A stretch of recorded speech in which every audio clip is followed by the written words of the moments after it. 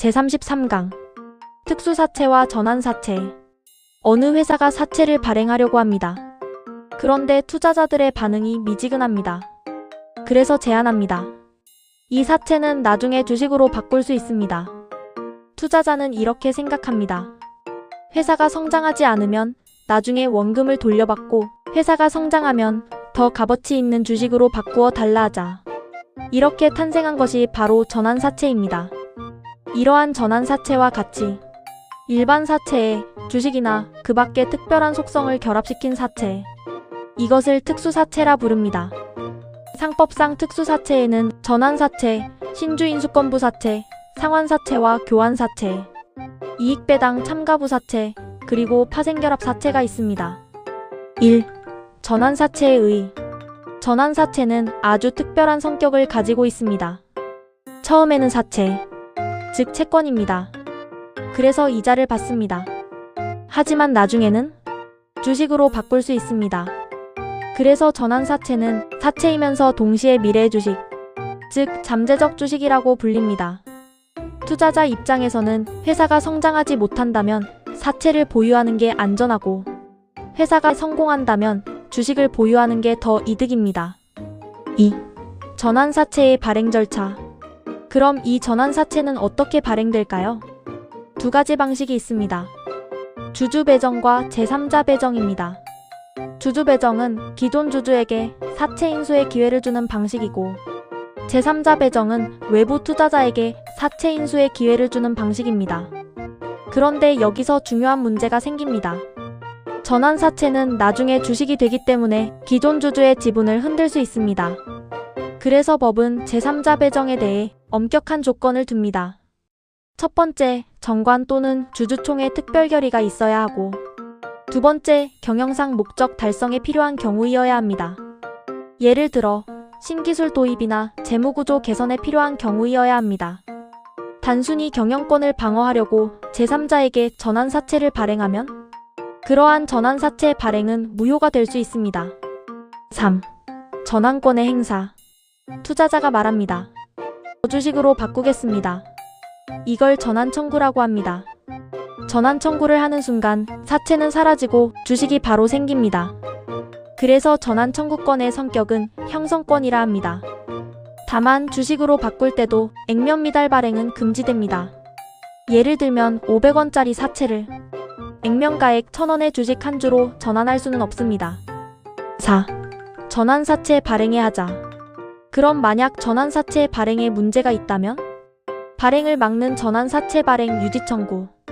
회사와 인수인이 짜고 싸게 발행한 경우에는 통모인수인의 책임, 그리고 전환사채 발행 무효 소송, 이런 구제수단이 있습니다. 여기서 전환사채 발행 무효의 소는 상법에 규정이 없습니다. 판례에 의하여 신주발행 무효의 소가 유추 적용됩니다. 그리고 신주발행 무효와 마찬가지로 매우 엄격한 요건 하에 전환사채 발행의 무효가 인정됩니다. 5. 전환사채의 저가 발행. 이제 아주 유명한 사례 하나를 보겠습니다. 에버랜드 전환사채 저가 발행 사건입니다. 당시 삼성그룹의 사실상 지주회사는 에버랜드였습니다. 지주회사는 아주 쉽게 말하면 그룹 전체를 지배할 수 있는 총수일가의 직속회사라 할 수 있습니다. 이러한 에버랜드가 주주배정 방식으로 전환사채를 발행합니다. 에버랜드의 주주들은 모두가 삼성그룹의 계열사들이었습니다. 그런데 문제는 바로 전환될 주식의 발행 가격이었습니다. 시가보다 훨씬 낮은 가격, 즉 현저한 저가로 주식을 전환받을 수 있는 구조였죠. 그리고 이 전환사채는 원래 주주배정 방식으로 발행되었다가 주주인 삼성그룹 계열사들이 사채 인수를 포기하여 이사회 결의에 따라 삼성그룹의 후계자에게 배정됩니다. 이게 왜 문제가 될까요?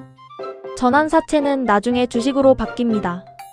즉 훨씬 싸게 주식으로 전환하면 삼성그룹의 지배권을 아주 적은 돈으로 확보할 수 있습니다. 결국 경영권의 부당한 편법 승계가 이루어집니다. 대법원은 이러한 전환사채의 저가 발행에 대해 이사의 배임죄가 성립하지 않는다고 하였습니다. 제3자 배정 방식에서는 이사의 시가 발행 의무가 있지만 주주 배정 방식에서는 시가 발행 의무가 없다. 즉 액면가를 상회하는 이상 저가로 발행해도 된다는 논리였습니다. 앞서 신주의 저가 발행에서도 그 이유를 설명드렸습니다.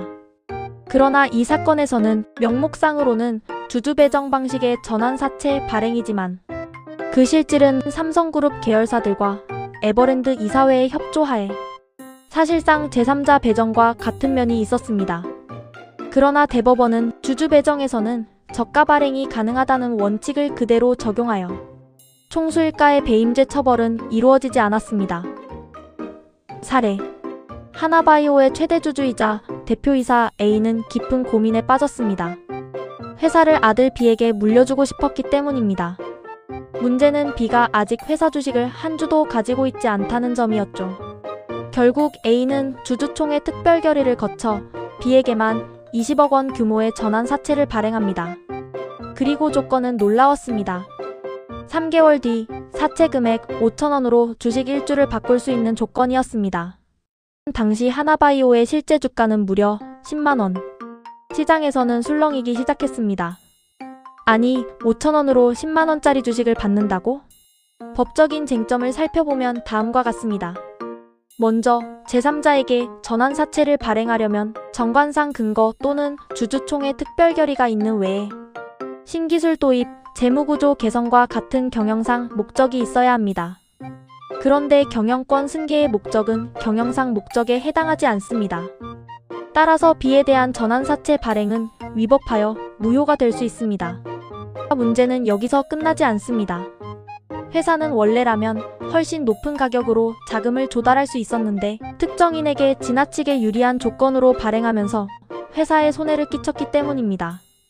이러한 경우에는 전환사채 발행이 무효로 될 소지가 있을 뿐만 아니라 그 발행 결정을 한 이사에게 배임죄가 성립할 가능성까지 제기됩니다. 이러한 전환사채 발행에 대해서는 사전에 전환사채 발행 유지 청구를 할 수 있으며 전환사채 발행 무효의 소를 제기할 수도 있습니다. 또 시가와 실제 발행가액 간의 차익에 대하여 이사에게는 손해배상 책임을, 통모 인수인에게는 추가 지급 책임을 물릴 수도 있습니다.